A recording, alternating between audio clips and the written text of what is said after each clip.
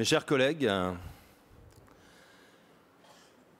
2015 a été une année terrible pour la France.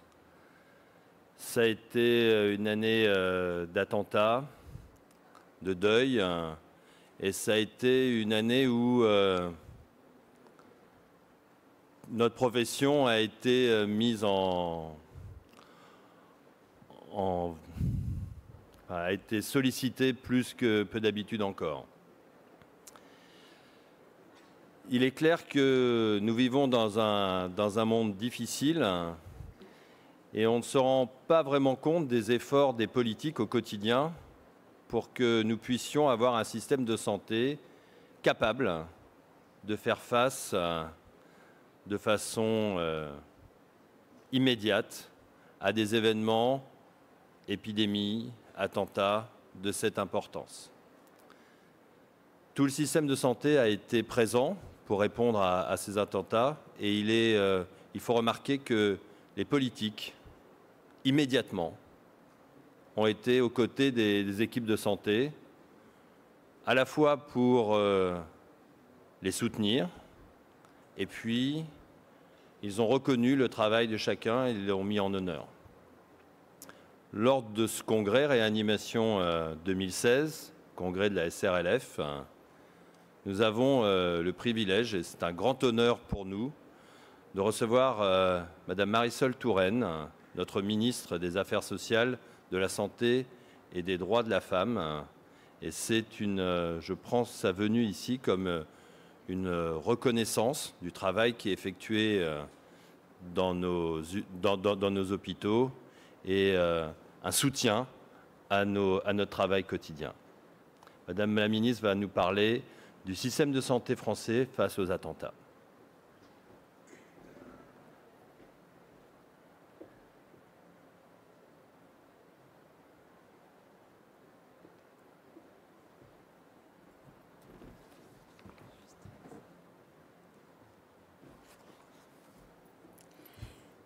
Merci, Monsieur le Président de la Société de réanimation de langue française, cher professeur Mira. Monsieur le Président de la Société européenne de réanimation, Monsieur le Président de la Société française de médecine d'urgence, Monsieur le Président de la Société française d'anesthésie-réanimation, Monsieur le Directeur du SAMU de Paris, cher professeur Carli, Monsieur le Directeur général de la Santé, Mesdames, Messieurs, c'est un moment important pour moi que de pouvoir vous rencontrer, cher professeur Mira, vous et l'ensemble des participants à votre rencontre, quasiment 2 mois, jour pour jour, après ce vendredi noir qui a endeuillé la France. En ce début d'année 2016, nous pensons évidemment à ce qu'a représenté l'année qui vient de s'écouler, qui a été particulièrement éprouvante pour les Français, pour notre pays, éprouvante pour vous, professionnels de santé mobilisés dès les premiers instants qui ont suivi les attentats, qu'il s'agisse des attentats de janvier, au terme desquels, malheureusement, il y a eu peu de choses à faire, de votre point de vue. Attentats de novembre qui ont montré la mobilisation exceptionnelle, extraordinaire de l'ensemble de notre système de santé. Au moment où le pays tout entier retenait son souffle et où le temps paraissait suspendu en France, vous avez su faire preuve d'un professionnalisme sans faille, d'une réactivité exemplaire pour porter assistance aux blessés et vous avez, dès les premiers instants, tout bravé. La peur, l'effroi, la colère aussi face à l'innommable qui a vu notre jeunesse frapper en plein cœur. Et c'est pour cela que je voulais être parmi vous aujourd'hui. Je voulais être ici aussi parce que vous représentez notre système de santé dans sa diversité. Médecins, bien sûr, professionnels paramédicaux, je sais qu'il y a beaucoup d'infirmières et d'infirmiers en particulier. Et c'est donc à vous toutes et tous, dans votre diversité, que je voulais exprimer ma gratitude, mes remerciements, celle du gouvernement tout entier et celle, je le sais, de tous les Français. Je souhaitais aussi vous dire mon attachement au développement d'échanges structurés entre les pouvoirs publics et les sociétés savantes, entre les pouvoirs publics et les conseils nationaux professionnels, qu'il s'agisse de ceux, encore une fois, des médecins ou des professions paramédicales. Échange aussi avec la Société de réanimation de langue française, en particulier avec la Société française de médecine d'urgence et la Société française d'anesthésie-réanimation. C'est là une façon de travailler ensemble qui doit nous permettre d'évaluer de façon continue, permanente, la qualité, la sécurité de notre système de santé et qui doit nous permettre de manière continue, quasiment au fil de l'eau, l'expression est un peu triviale, mais au fil des jours, de voir comment adapter, améliorer, réorganiser pour être toujours au rendez-vous des situations et des circonstances exceptionnelles, bien sûr, parce que c'est là que chacune et chacun mesure le caractère extraordinaire de notre système de santé, mais être au rendez-vous aussi de tous ces événements exceptionnels du quotidien. Parce que lorsqu'un Français, une Française est dans un moment difficile pour lui, banal entre guillemets pour vous, mais le banal est toujours exceptionnel pour les professionnels de santé. Et c'est cela la force de notre système, j'y reviendrai en terminant, parce que c'est ça au fond que nous devons préserver et que nous devons faire vivre et que nous devons promouvoir à l'échelle internationale. Notre système de santé, il est en alerte continue et il a donc su réagir dès les instants qui ont suivi les attaques. Je ne rappellerai pas, vous le savez mieux que quiconque, que le hasard des calendriers a fait que, à la suite des attentats de janvier, nous avions tiré un certain nombre de leçons, ce qui est normal. Nous avions souhaité faire des exercices en imaginant qu'il pouvait y avoir pire que le mois de janvier et que le pire, ce pouvait être notamment des attentats en plusieurs points de la capitale. Un exercice a eu lieu, hasard du calendrier, disais-je, le matin même. Et cela, assurément, nous a permis d'être plus réactifs encore que ce que nous aurions été. Dès la réception de l'alerte, j'ai activé le centre de crise sanitaire du ministère de la Santé. Les services d'aide médicale d'urgence du SAMU, les services mobiles d'urgence et de réanimation, les SMUR, les unités mobiles hospitalières en lien avec les services de secours de la sécurité civile sont immédiatement intervenus sur place. Ce n'est pas le lieu ici de saluer particulièrement la très bonne coopération et coordination entre les différents types de services, mais je veux néanmoins le faire d'un mot. Grâce à la régulation opérée par le SAMU de Paris, les victimes ont pu être très rapidement orientées vers les différents hôpitaux franciliens selon leur capacité d'accueil. En quelques heures à peine, plus de 40 établissements de l'assistance publique Hôpitaux de Paris, ainsi que d'autres hôpitaux franciliens hors AP-HP et les hôpitaux d'instruction des armées ont mobilisé leurs équipes pour prendre en charge l'ensemble des victimes et anticiper de potentielles nouvelles attaques. Parce que, évidemment, avant que ça ne soit terminé, on ne pouvait pas être sûr que ce serait terminé. Les plans blancs ont immédiatement été activés, ce qui a entraîné la mobilisation d'effectifs supplémentaires, l'ouverture de blocs opératoires et de lits supplémentaires. Grâce à l'ensemble de ces mesures, la prise en charge des blessés a été d'une très remarquable efficacité. Sur le terrain, la mobilisation, votre réactivité ont été irréprochables et unanimement saluées par les victimes elles-mêmes. Lorsque je me suis rendue dès le lendemain dans les hôpitaux et dans les jours qui ont suivi, et que j'ai parlé avec certaines des victimes, elles ont toutes tenu à exprimer leurs remerciements et le caractère exceptionnel de la prise en charge, de la perception qu'elles avaient elles-mêmes, au-delà du choc évidemment immense qui était le leur, la perception d'une prise en charge très remarquable. Ce sont plus de 400 personnes victimes qui ont été hospitalisées, près d'une soixantaine en service de réanimation. 51 personnes sont encore aujourd'hui hospitalisées. 25 d'entre elles sont suivies dans des services de soins de suite et de réadaptation et 3 d'entre elles sont toujours en réanimation. Pour garantir une prise en charge optimale des victimes sur le long terme, parce que, évidemment, pour elles, tout ne s'arrête pas quelques jours après l'hospitalisation ou même aujourd'hui, j'ai décidé, dès les jours qui ont suivi les attentats, d'anticiper des dispositions qui avaient été prévues pour l'année 2016 dans la loi de financement de la sécurité sociale et qui permettront la gratuité des soins pour les victimes d'actes terroristes. Jusqu'à présent, les victimes d'actes terroristes devaient s'adresser d'abord à la Caisse nationale militaire de sécurité sociale et ensuite pouvaient bénéficier de la gratuité des soins après l'ouverture du droit à une pension d'invalidité. Désormais, et c'est le cas depuis le mois de novembre, donc de manière anticipée, les victimes sont exonérées de toute participation financière sans avoir d'autres démarches à faire que de s'adresser à leur caisse d'assurance maladie habituelle.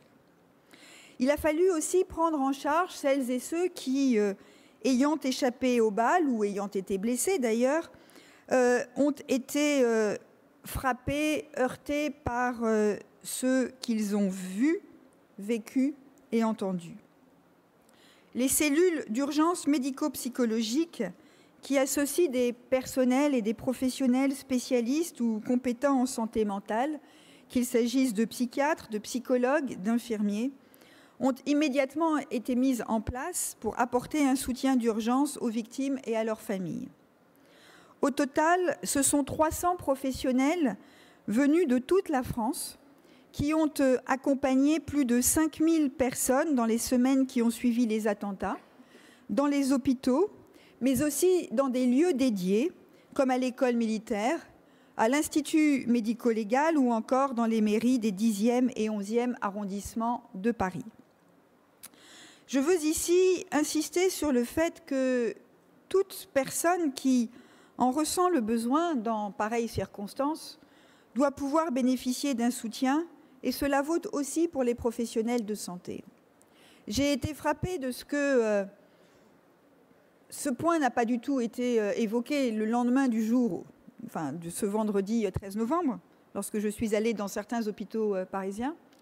J'y suis retournée dans la semaine qui a suivi et là, on m'en a parlé, beaucoup. Le temps avait passé, pas beaucoup de temps, quelques jours.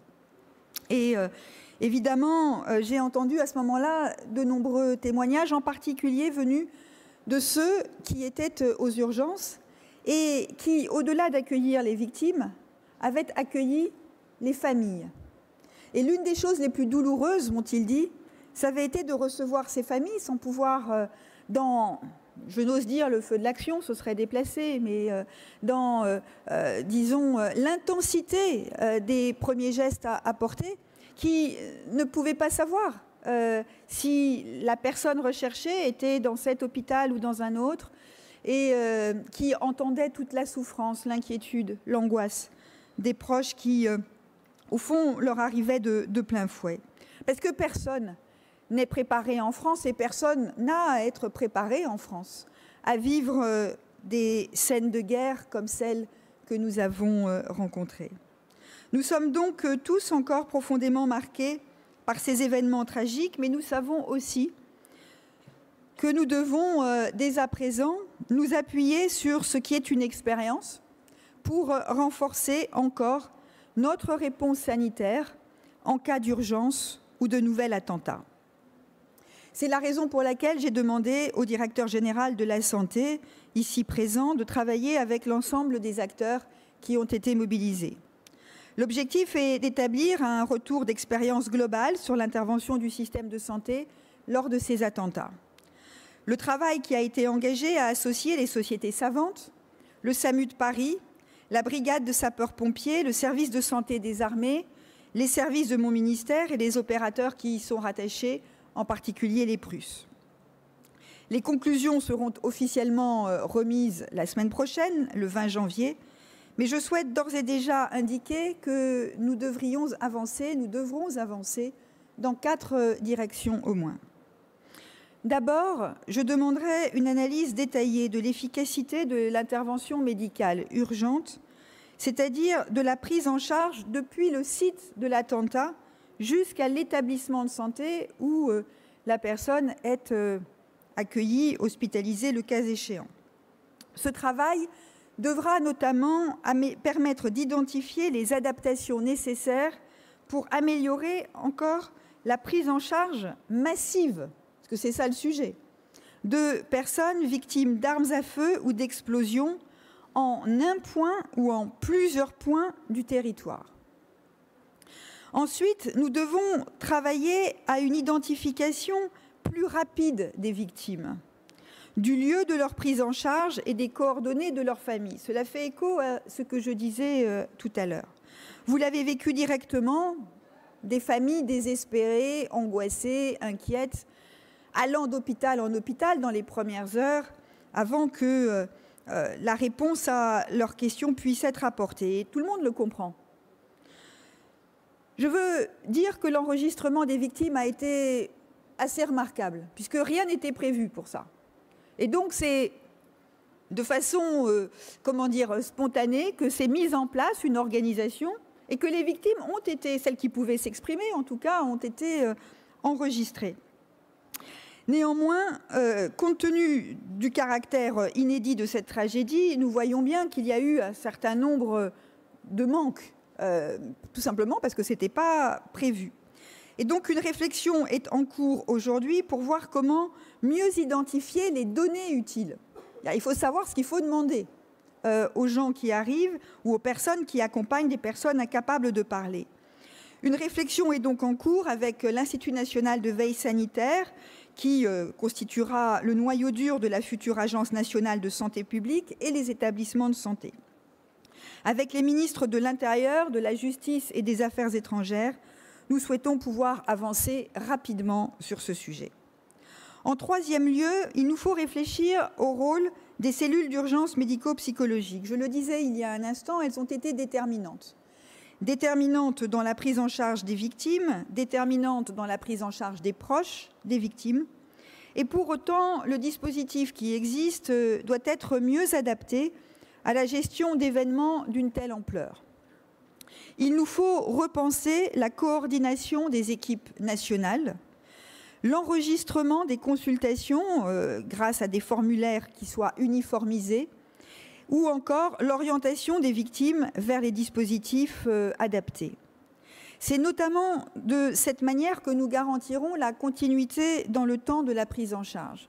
Le point qui ressort le plus, pour en avoir parlé avec certaines victimes plusieurs semaines après les attentats et après avoir évoqué et examiné les retours qui nous sont faits, c'est que des victimes qui ont exprimé le besoin de recourir à ces cellules de soutien psychologique se sont adressées à ces cellules, au numéro qui était mis à leur disposition, plusieurs jours de suite et n'ont pas eu le même interlocuteur. Elles ont eu plusieurs interlocuteurs devant reprendre leur récit depuis le départ dans certains cas, ce qui est évidemment un traumatisme supplémentaire. Et puis pour certaines qui ne sont pas parisiennes, qui n'étaient pas parisiennes, qui sont reparties dans leur région de résidence, il faut installer un suivi dans la continuité, donc nous devons travailler à cela. Enfin, le quatrième et dernier point, en tout cas à ce stade, c'est que nous devons renforcer sans doute le système de prise en charge sanitaire d'urgence partout sur le territoire national et réfléchir à ce que serait la prise en charge de populations différentes. Cette réflexion sera menée notamment par les agences régionales de santé, à qui j'ai demandé de garantir partout sur le territoire national que nos établissements de santé soient capables de mettre en place une prise en charge des victimes aussi exemplaire que ce que nous avons vécu. Il ne s'agit pas du tout de mettre en doute la capacité de tel ou tel hôpital, de tel ou tel CHU en région de prendre en charge, de soigner des victimes. Simplement, il n'est pas certain, il est même probablement assuré qu'aucun CHU en dehors de la région parisienne ne serait capable d'assumer seul un nombre aussi important de victimes que celui que nous avons connu. Alors évidemment, on peut faire l'hypothèse que Paris est plus exposé que d'autres villes dans notre pays pour des raisons symboliques évidentes. On ne peut pas pour autant exclure des attentats en région, et on voit bien que des actes isolés sont intervenus.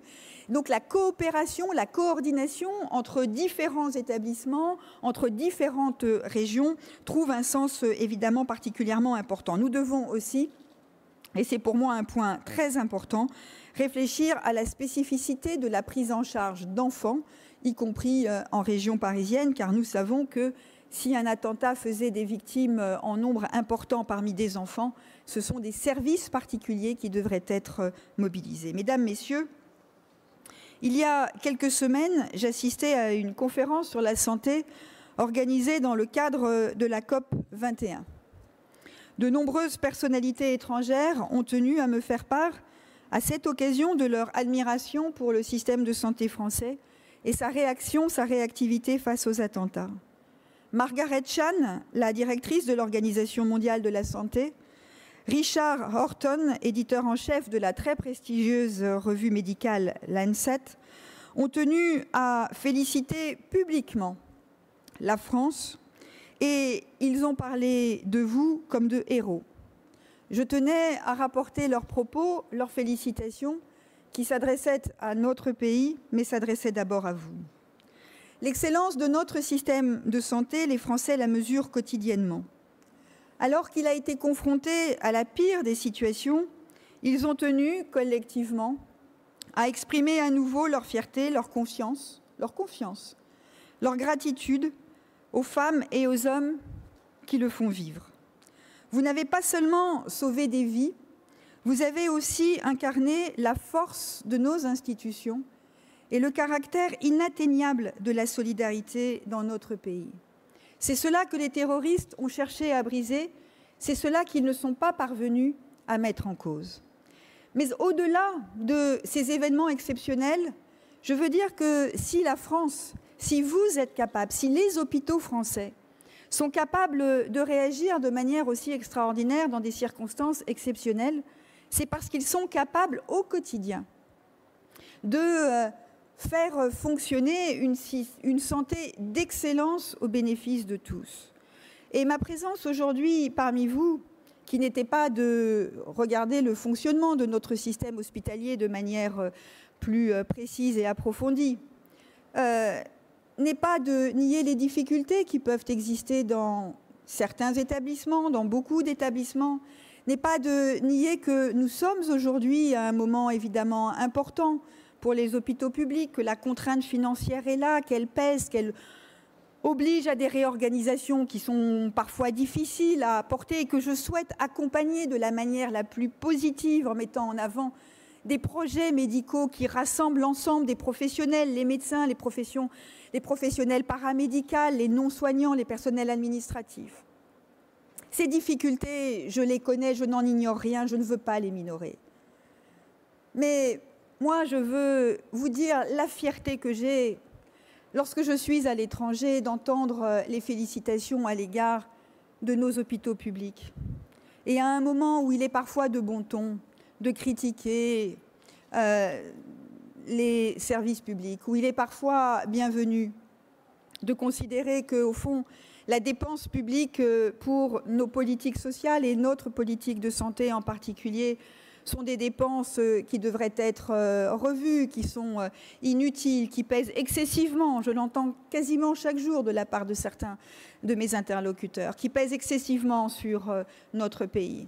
Moi, je veux rappeler que pour être au rendez-vous des événements de l'histoire comme celui qui s'est produit sur notre sol le 13 novembre dernier, alors il faut assumer haut et fort le service public. Il faut dire que ce sont des agents publics, des fonctionnaires, des contractuels, des personnes engagées pour une mission de service public pour l'étendard de la République, liberté, égalité, fraternité, qui sont au rendez-vous et qui le font vivre au quotidien. Alors je dis merci au service public de santé français, merci aux hôpitaux français, merci à tous les professionnels de santé français engagés pour faire vivre ces valeurs qui sont aussi les valeurs de la République. Merci à vous.